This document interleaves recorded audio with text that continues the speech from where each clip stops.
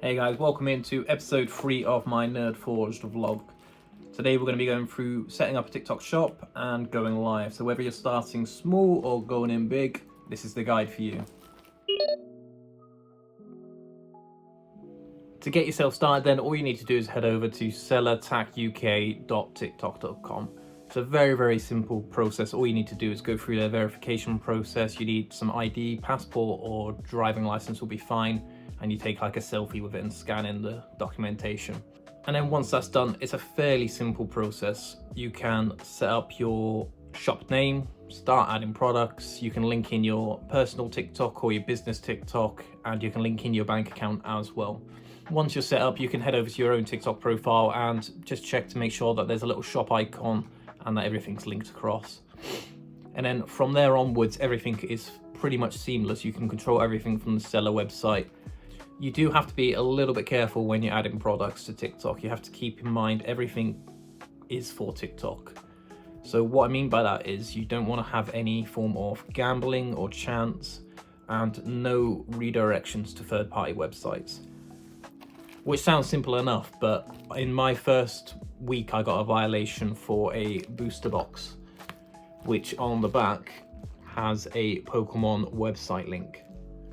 So what I would recommend that you do is just check over all your images and make sure there's nothing in there that will redirect or suggest redirecting to another website. So what I do is I either blur them out or just cut them out entirely, depending on where the link is. In the product creation, you can add as many pictures as you like. I recommend, well, TikTok recommends that you add 5 images in for optimization. Make sure these images are roughly 1,000 by 1,000 pixels or more. Anything less than that and it will give you a little warning saying that it's low quality, which might affect how often that shows up in the TikTok shop. And then they like really long product titles, so put as much detail in as you can about your brand, what you're selling, the quantity of what you're putting in. There's a little guide as you go down, it will tell you exactly what it's looking for, and it will even have a little AI thing if you want to use that. And then you got the product description where they want to put, I think it's minimum 500 words. I'm terrible at doing that, I'm not going to lie. But yeah, if you want to optimize your products, the tools are there for you to use, and there's tutorials within the app for you to use. And then one of the key benefits of starting a TikTok shop is the ability to go live. So normally you'd have to wait until you've got 700 to 1,000 followers to be able to go live on a standard TikTok account. With linking into a TikTok shop, you'll unlock that ability right away, which means if you're starting up a Pokemon Ripmanship business, you can get started straight away. And take it from me, I started off with the intention of just being a web store. As soon as I went live, my sales went crazy. I went from 1 sale a day to anywhere between 10 to 30 orders a day, and the orders were much bigger. Like I could get booster boxes or just a wide variety of different booster packs. And then when your TikTok is all set up and linked across, download the Seller app for your phone as well. It's really handy to be able to track your progress and see any orders whilst you're out and about. And then check out the growth center. From here, TikTok will give you missions, and filling out these missions will give you TikTok vouchers only available in your shop. And now these are really good because they could be like £5 off orders over £20. And obviously that will drive more sales for your customers, and TikTok pay that £5 to you. So you don't lose any money. So it's absolutely in your best interest to do as many of these missions as possible. They could include shoppable videos or go live for X amount of time or X amount of days. So just engaging with the platform will help generate more sales and also increase your ratings as well. And then all that's left to do for you is to go live, and this is the most powerful tool that you have available to you on TikTok. The best benefit of having a TikTok shop is normally you'd wait 700 to 1,000 followers to unlock the live ability. As soon as you link a TikTok shop in, that ability becomes unlocked, and you'll see your sales go from 1 to 2 a day to anything from 10 to 100. It's really that easy. You just need to engage with people on the platform. And like I said, you don't need to start massive. You can start off with 2 or 3 products. As long as you're engaging, people will want to help you out. They want to support your business. And if anything, they find it quite endearing. Like, don't be put off by not having 70 or 200 products like some of us have already. Like, it doesn't start that way. You need to build up to it.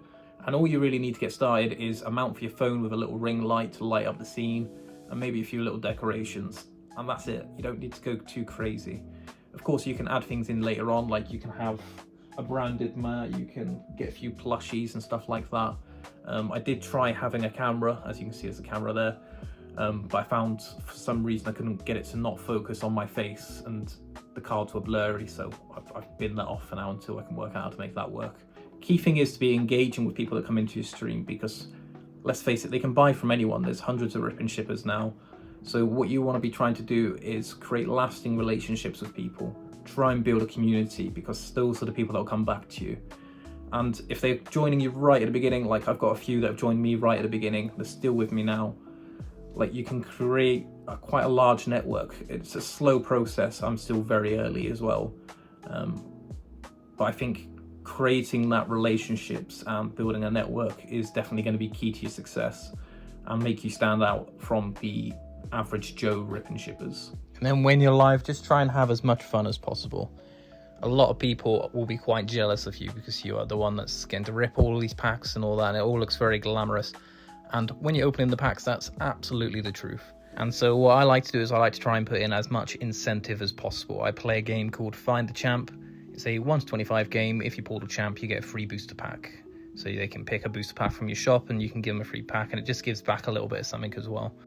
Another thing I like to do is I like to have a bounty running. So if you're trying to push a particular product, at the moment for me, I've got quite a lot of Stellar Crown and I quite enjoy ripping that. So I have a bounty for the chase card for that. And what that means is it will drive sales. That's the main thing. But on the other hand, if the chase card gets pulled, not only do you get a special moment created, but that person will get in this case, it's a Shrouded Fable ETB, which will almost certainly guarantee that they don't come back and shop with you again. And there's other things that you can do as well. You could do an energy break, which is where you have the 8 energies, you assign each buyer to that energy and then rip the packs open, and based on what energy is in the pack, the hits for that will go to that energy and it will be divided that way, which just adds a level of engagement into your live shows. You have 8 buyers which are all sort of like engaged, as well as the viewers as well. But of course you don't have to follow my advice. The best thing you can do is do something unique. So feel free to try out whatever you want to try. Alright guys, that's it for this week. Next week we're going to be going through a day in the life of a rip-and shipper, so get ready for a mess, and I'll see you in the next one. Bye!